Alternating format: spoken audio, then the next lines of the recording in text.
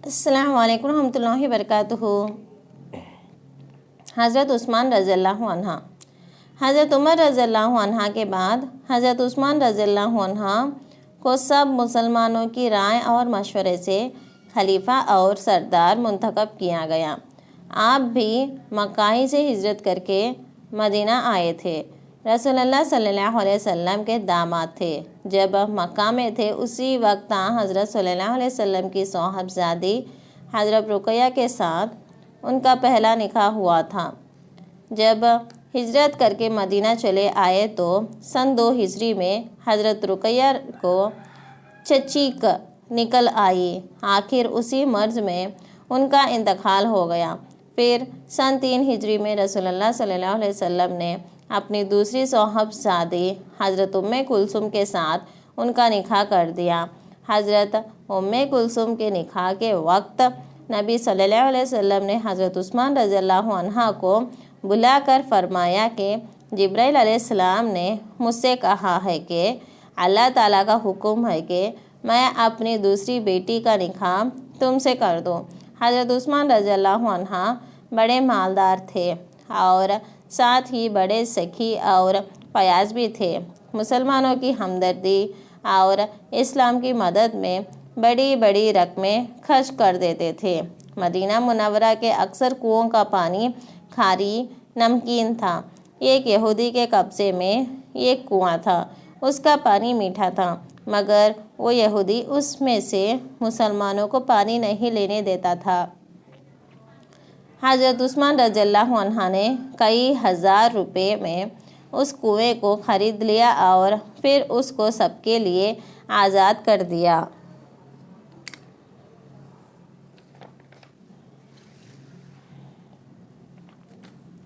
رسول اللہ صلی اللہ علیہ وسلم کی زندگی میں ایک لڑائی کے موقع پر جب چندہ ہونے لگا تو حضرت عثمان رضی اللہ عنہ نے نقد رقمی کے علاوہ 1000 اونٹ اور 70 گھوڑے ان کے سامانوں کے ساتھ دیے تھے۔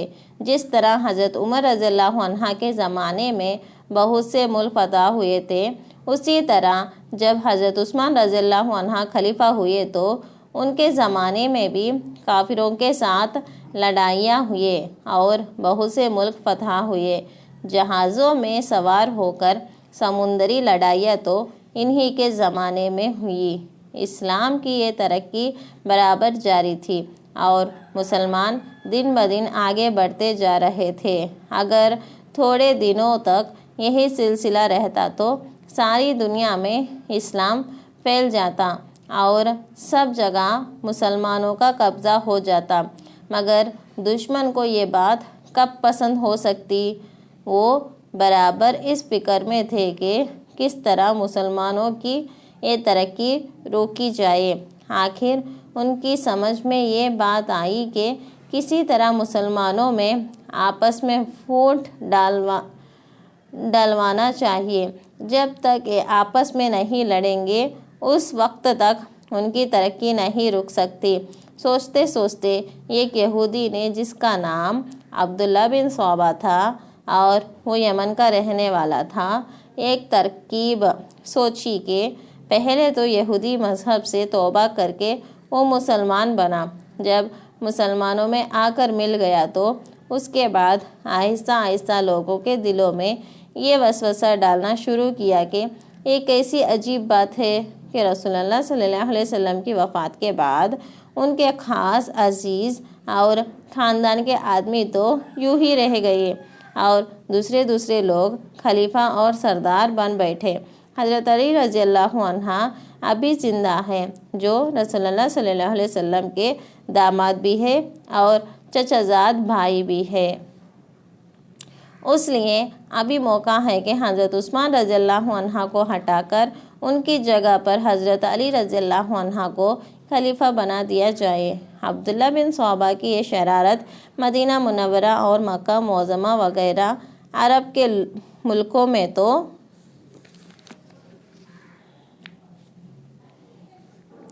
چل نہیں سکتی تھی، کیونکہ یہاں صحابہ موجود تھے جو جانتے تھے کہ اللہ کے نبی صلی اللہ علیہ وسلم اپنے خاندان کی بادشاہت قائم کرنے کے لیے نہیں آئے تھے، وہ دین کا سچا اور صحیح راستہ بتانے کے لیے آئے تھے، جو اچھی طرح تشریف لے گئے۔ حضور صلی اللہ علیہ وسلم نے خود ہی فرما دیا تھا کہ میرا کوئی خاص وارث نہیں ہے۔ آپ نے یہ بھی فرما دیا تھا کہ بڑائی اور بزرگی کوئی خاندانی چیز نہیں ہے، اور حضرت ابو بکر صدیق رضی اللہ عنہ کو تو حضرت صلی اللہ علیہ وسلم نے گویا خود ہی اپنا خلیفہ اور جانشین مقرر فرما دیا تھا۔ ان کے بعد آپس کے مشورے سے صحابہ رضی اللہ عنہ نے جس کو بہتر اور مناسب سمجھا اس کو اپنا خلیفہ اور سردار بنایا۔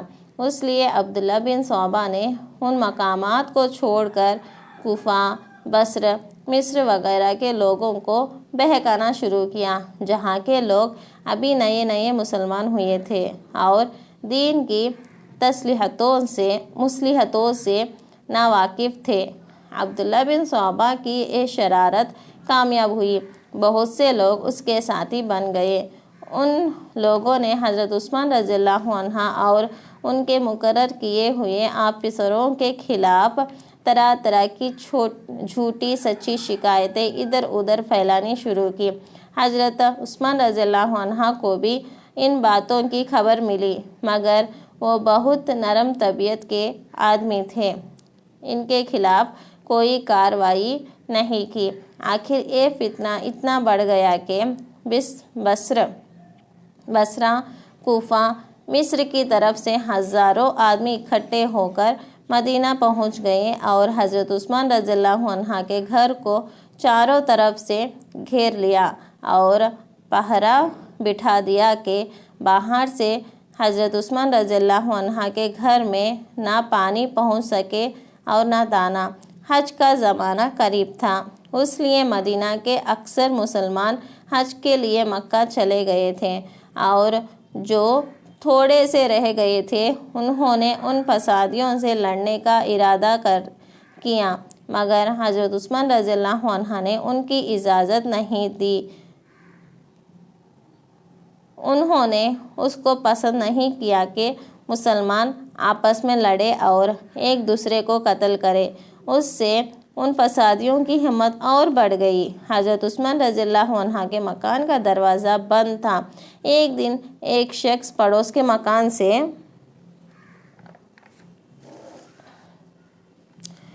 کود کر حضرت عثمان رضی اللہ عنہ کے مکان میں گھس گیا۔ اس وقت حضرت عثمان رضی اللہ عنہ اپنے گھر میں بیٹھے ہوئے قرآن شریف کی تلاوت کر رہے تھے۔ اسی حالت میں اس شخص نے ان کو تلوار سے قتل کر دیا۔ انا للہ و انا الیہ راجعون۔ یہ واقعہ 18 ذی الحجہ سن 35 ہجری کو ہوا۔ اسی دن سے مسلمانوں کی آپس کی لڑائیاں شروع ہوئی تو پھر آج تک ختم نہیں ہوئی۔ وہی مسلمان جو زور و قوت کے اعتبار سے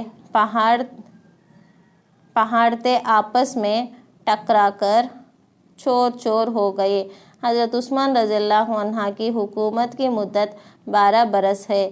شہادت کے وقت ان کی عمر 82 سال کی تھی۔ مدینہ کے قبرستان جنت البقیع میں ان کو دفن کیا گیا۔